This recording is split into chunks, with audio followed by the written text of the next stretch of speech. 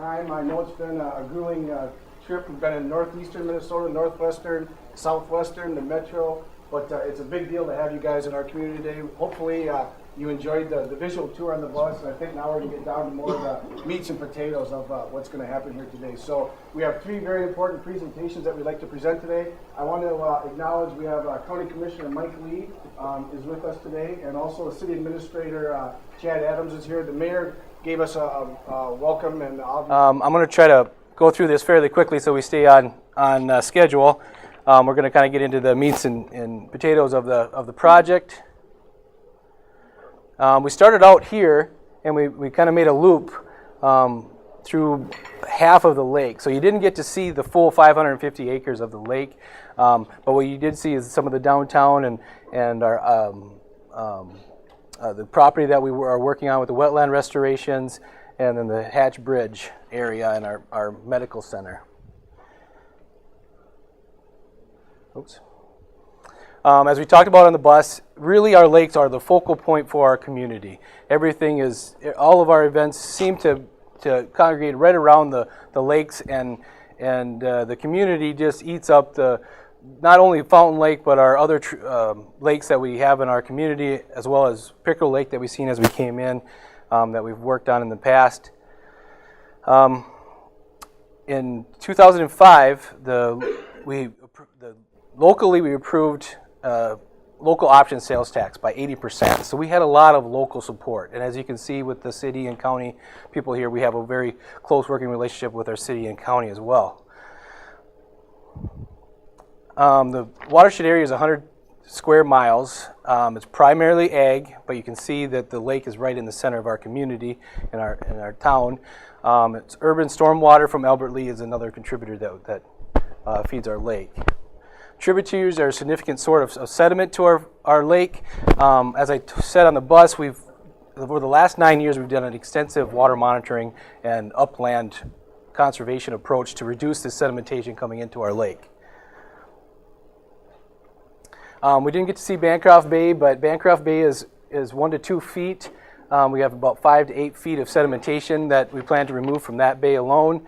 You can see that where we started, we have a bay of 3 to 4 feet. Historically, old data says that it should be around 11 feet, and phosphorus flumes are algae blooms, and part of the problem is that we have internal loading, and that internal loading is coming from the bottom of the lake, and those sedimentations are mixed up, and then you get the nutrient loading, and then that fuels our algal bloom. What we're doing to improve Fountain Lake, along with all of these partnering agencies, we have several projects that we're working on, whether it be WRP, CRP, wetlands, waterways, CREP, RIM, rock inlets. We have a large gamut of projects that we're working on and will continue to work on in our upland treatment. Here's some of the programs that we work with. Nutrient management is a big one for us, and it kind of catches all of our tributaries are proposed to do a rough fish management to significantly reduce those numbers, and then ultimately improves our water quality. We did a fish kill in Pickerel Lake, and this is the lake that we just went by right before we got to the facility here. As I mentioned, our water quality was improved greatly by reducing the rough fish. We've done some other projects. We have a lot of ditches in this county. You can see here, this is one of the projects that we worked on. This is not typical for a drainage ditch. What we did is really widened out the slope so that you're not getting that erosion effect on the banks of all of our ditches in this county, which we have lots of. We've done some park work. Stream bank work is huge for us, whether it be stream bank or lakeshore restoration. We do quite a bit of that in our watershed. We also did an extensive septic system program, updating all septic systems within the watershed district that were non-compliant. We partnered with the city to do extra street sweeping, and we have multiple rain gardens throughout the community.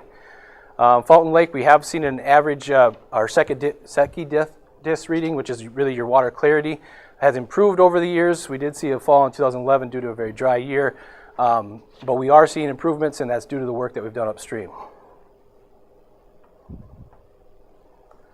Here's our MPCA standard. we can see that we're meeting or getting close to reaching internal phosphorus loading.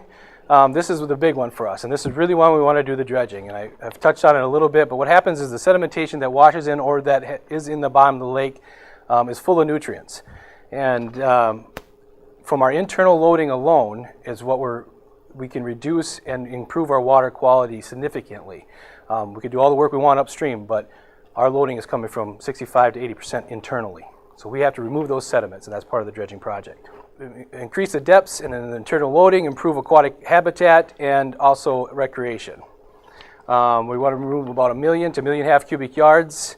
Estimated project cost is $15 million. Half the cost will be funded locally by our local option sales tax. Any questions?